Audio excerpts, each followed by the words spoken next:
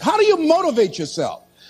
One of the things that we must do is that we must be involved in working on achieving self-mastery. You must work on yourself continuously. Never be satisfied with yourself. Always know that as you invest the effort and time on you, that's the greatest ability that human beings have above animals. See, a dog can't be anything but a dog. Tree can't be anything but a tree. Human being, you've got unlimited potential. You can put effort on you, and by concentrating on you and developing you, you can transform your life wherever you are right now.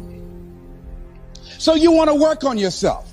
You want to read books that inspire you and motivate you. You want to listen to tapes over and over and over again. And I suggest that you listen to tapes when you first get up in the morning. You want to control the spirit of your day. When you first wake up in the morning, your mind is operating at 10.5 wave cycles per second. That's when the subconscious mind is most impressionable. Whatever you hear in the first 20 minutes when you wake up, that will affect the spirit of your day. When you listen to tapes, listen with relaxed belief, believing that this can happen for you. And by listening to them, listen to them over and over and over again, and you will get a breakthrough.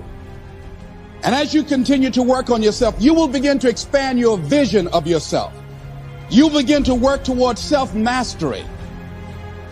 And you will begin to see it reflect itself in all the dimensions of your life, your mental life, your physical life, your social life, in your relationships, your monetary life. So concentrate on developing yourself. Because if you don't, I guarantee you that you will make a settlement. And most people have. In addition to working on yourself, and as you work on yourself, you feel good about yourself, and as you feel better about yourself, you treat yourself differently. Develop a health plan. See, you can't feel well and do well if you don't have good health. You can't perform if you don't have your health. Your health is valuable. Develop a health plan. A plan that you will follow, because this is the only vehicle that you have to carry you through this experience called life.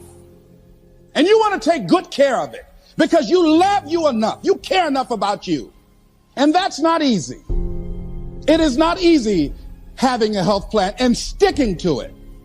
But you're worth it doing it again and again and again. I have lost 22 pounds several times. Next thing is, as you take care of yourself, the next key is keys to motivation, to self-motivation. You want to live life with energy and passion. You want to make a conscious effort to be lively. See, in life, you either saying hello or goodbye. You either on the way or in the way. Leave dead people alone. Next thing is that you want to monitor your inner conversations. The things that you say to yourself.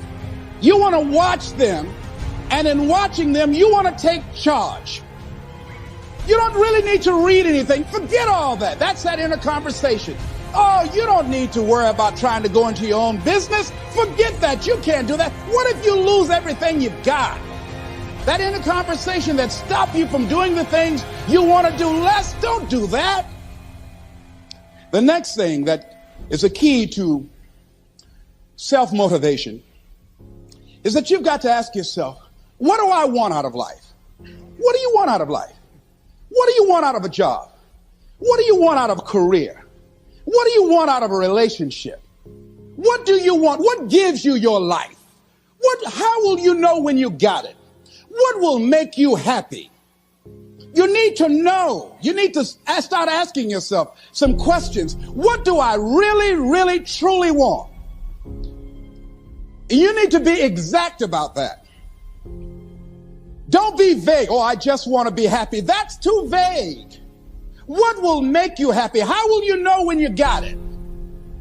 Zero in on it. Be exact. Be specific. And as you do that, that will stimulate that superconscious mind, or the reticular activating system of your mind, that will begin to find those things, to identify with it.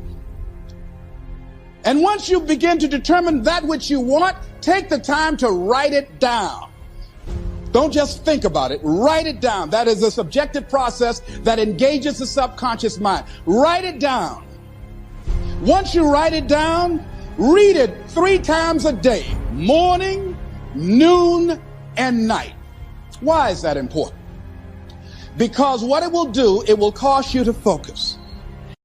I suggest to you that if you are facing a challenge, don't stop. Stay busy. Work your plan. Continue to do those things that you know that work for you after you have evaluated yourself in the situation. Continue to move. Stay busy, stay busy, stay busy. Find somebody that you can help so you can forget about you for a moment. See, sometimes the best thing to do is to be. Sometimes you have to just back up and go within yourself. A bow and arrow, you can't take a bow and just push it out an arrow. You just can't push the arrow out. You have to pull it back and then release it. Sometimes you have to back up and go within and pray and meditate and recharge your batteries. Go away, clear your head, and then come back and look at it from a different vantage point. Don't operate while you are under the spell or the effect of what's going on. Next thing is that you've got to activate the thinker in you. Don't allow your emotions to control you. We are emotional, but you want to begin to discipline your emotion. If you don't discipline and contain your emotions, they will use you. Your mind goes on automatic, just like a guard. You know, I loved reading the book called As a Man Thinketh by James Allen. He uses the analogy of the mind being like a garden. You know, weeds don't have to have any encouragement to grow. You don't have to water them. They don't have to get sunshine. They don't have to have fertile ground. They will grow through the cracks of a sidewalk. Am I right? But if you want to grow orchids or roses or any kind of exotic flowers, there are special processes and procedures you must go through.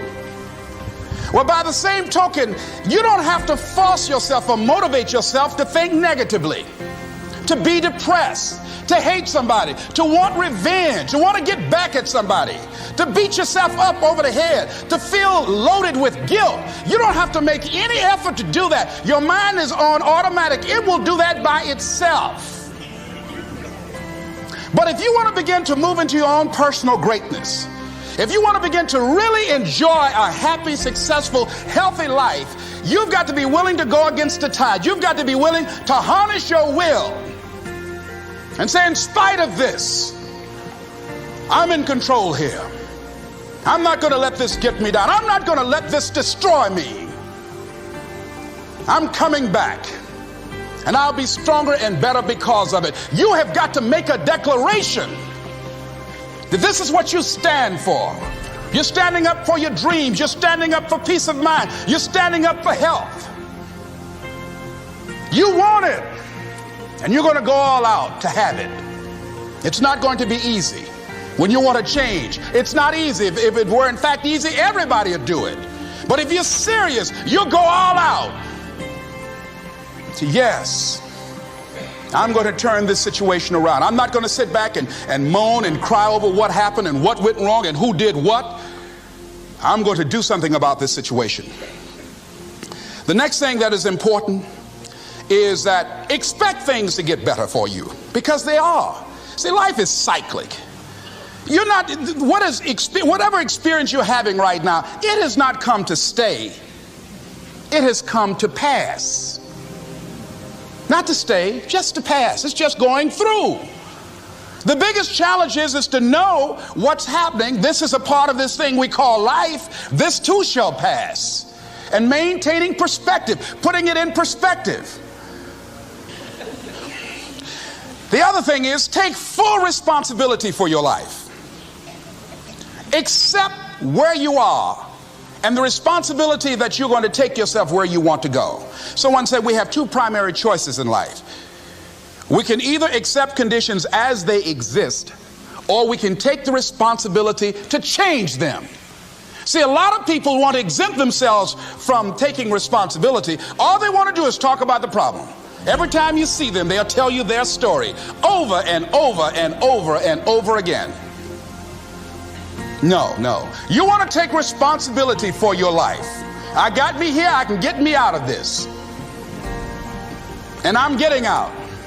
I'm not going to be a volunteer victim. George Bernard Shaw said there are two kinds of people in life. You know, he said those that make things happen, those that watch things happen, and those that don't know what happened. And he said the people that get along in this life look around for the circumstances that they want, and if they can't find them, they make them. They create them. So part of beginning to get unstuck, you've got to decide that the behavior pattern that you have adopted doesn't work for you. You've got to change your strategies, and changing your strategy means reinventing your life.